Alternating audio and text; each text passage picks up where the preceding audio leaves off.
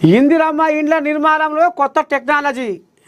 Incharge మంత్రులు జిల్లాల్లో పర్యటించాలి. నకిలీ విత్తనాల విక్రేతలపై పీడీ యాక్ట్. జూన్ 3 నుండి రెవెన్యూ సదస్సులు. ధాన్యం సేకరణ త్వరితగతిన పూర్తి చేయండి. అధికారులకు సీఎం రేవంత్ రెడ్డి కీలక ఆదేశాలు. మంత్రులు అధికారులతో ముఖ్యమంత్రి వీడియో కాన్ఫరెన్స్. అయ్యా, నకిలీ విత్తనాల విక్రేతలపై పీడీ యాక్ట్. ఏం చేస్తారు, ఏం కథ? ఈ నకిలీ విత్తనాలతోటి రైతన్నలు పగ్గం పాడైపోతుర్రు. అతరబుత్తర ఆడంగా ఈడంగా తయారు చేసి ప్యాక్ చేసి, మాది బారు బూరు బచ్చన్నపేట, మాది కంపెనీ, అది ఇదని, మాది ఒరిజినల్ అని, మా విత్తనాలు వేస్తే పంట దిగుబడి బ్రహ్మాండంగా వస్తుందని.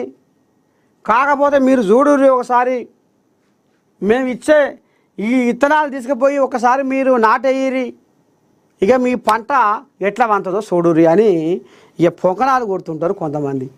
అవన్నీ ఇక మరి ఎక్కువ ఇప్పుడు నకిలీ విత్తనాల కథ మాత్రము జోరుగా నడుస్తున్నది.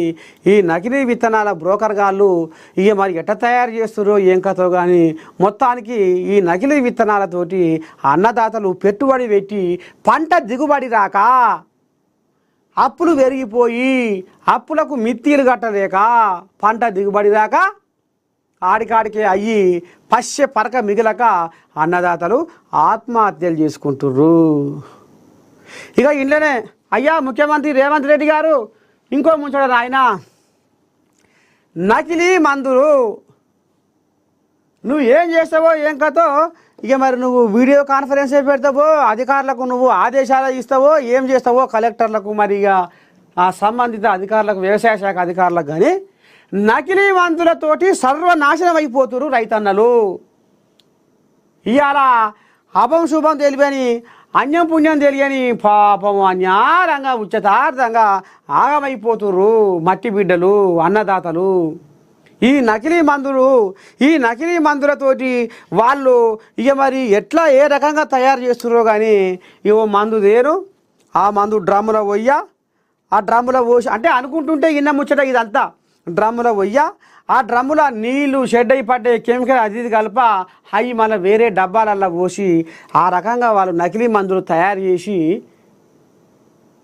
ఊర్ల పొంట షాపులలో వేస్తుర్రు అట. అయితే ఇంట్లో నకిలీ మందులు ఏడ తయారవుతున్నాయి, ఎక్కడ తయారవుతున్నాయి, ఏంది ఏం కథ అనేది ఆ ఏరియాలలో ఉన్న అధికారులకు, సర్కారు అధికారులకు ఎరికే. మరి ఎరుకున్నాక ఎందుకు మాట్లాడతలేరు, ఎందుకు వాళ్ళని దొరకబెట్టి మరి వాళ్ళని కేసుల పాలు చేస్తలేరు, దనగల పాలు చేస్తలేరు అని అంటే, వాళ్లకు నకిలీ మందులు తయారు చేస్తే సప్పుడు కాకుండా ఊకోవాలి, మా కళ్ళు కానొస్తలేవు, చెవులు ఇనొస్తలేవు అన్నట్టుగా పోవాలనేది ఇగో ఈ కుచ్చనాల కథ నడుస్తుంది. ఆ కోళ్ళాగలకు కుచ్చనాలు వాళ్ళ జేబులో పడుతున్నాయి, లంచాలు.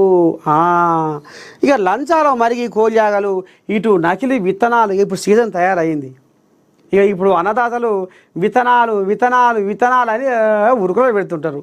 ఇక వీళ్ళ ఉరుకులాట అదునుగా చూసుకొని, రాయేష నీకెందుకు, మా విత్తనాలు చూడు ఎట్లా ఉంటాయో, నీకు పంట బ్రహ్మాండమైన పంట వస్తుంది అంటారు. ఉబ్బిచ్చి ఆయన పని చేస్తారు. ఇక ఈ నాట అయిపోయినాక జర్ర మొక్క గింత పెరగానే ఇక అప్పుడు ఆయనకు పురుగు మందు, లొటపీసు, మాసి మాత్రం ఇక అదోటి ఇదోటి ఎర్రగావుడు బుర్రగావుడు అని రైతన్న ఉరుకులో పెడితే, నీకెందుకు ఇక ఈ మందు కొట్టు, ఒక్క దెబ్బకే నీ పంట పచ్చగా నిగ ఆడాలి అని గా రకంగా కూడా నకిలీ మందులతోటి ఆ మందు కొడితే ఆ పురుగు చావదు, ఆ పంట అక్కెలకు రాదు. ఈ రకంగా సర్కారు మాత్రము ముఖ్యంగా మరి పెద్ద మనిషి రేవంత్ రెడ్డి చెవులో మాత్రం చేస్తున్నాము.